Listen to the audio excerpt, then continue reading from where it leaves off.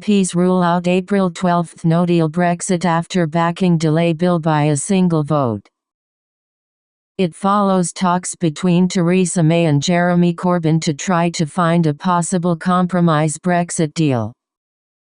MPs have narrowly approved a bill which compels Theresa May to seek a further extension of Article 50 to prevent a no-deal Brexit on April 12.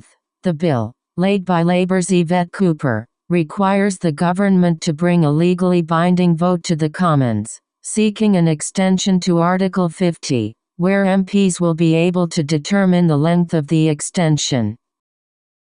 313 MPs voted for the bill, and 312 voted against, a majority of 1.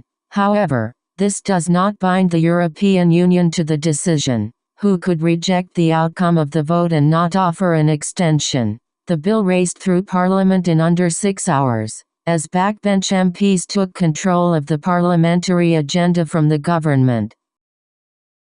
313 MPs voted for the bill, and 312 voted against, a majority of 1. However, this does not bind the European Union to the decision, who could reject the outcome of the vote and not offer an extension. The bill raced through Parliament in under 6 hours, as backbench MPs took control of the parliamentary agenda from the government.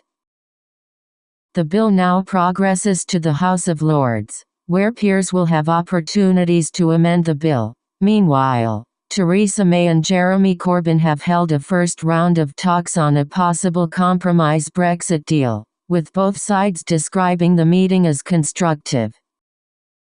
The pair sat down for face-to-face discussions after the Prime Minister's dramatic Downing Street announcement that she was willing to seek a cross-party agreement to break the logjam.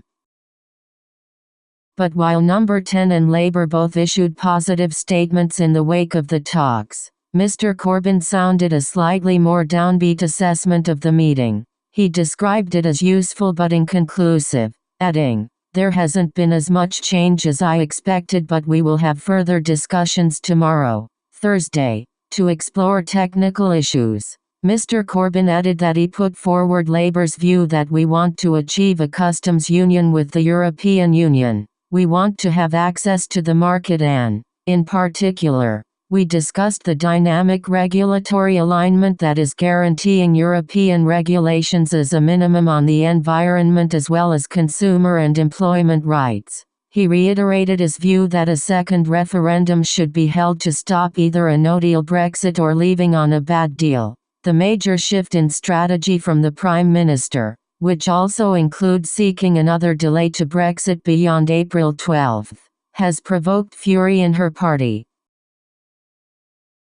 2 ministers quit the government and a host of backbenchers used Prime Minister's questions to express their anger. Wales Minister Nigel Adams said the decision to offer talks with Labour was a grave error. The close ally of Boris Johnson said in his resignation letter to Mrs May, "It now seems that you and your cabinet have decided that a deal cooked up with a Marxist who has never once in his political life put British interests first is better than no deal. I profoundly disagree with this approach." Chris Heaton-Harris quit as a Brexit minister, saying his role in the department overseeing no-deal preparations had been made irrelevant by Mrs May's determination to avoid such a scenario at all costs. The Prime Minister told MPs that the purpose of the meeting with Mr Corbyn was to look at those areas we agree on. "I think we both want to deliver leaving the EU with a deal," she said.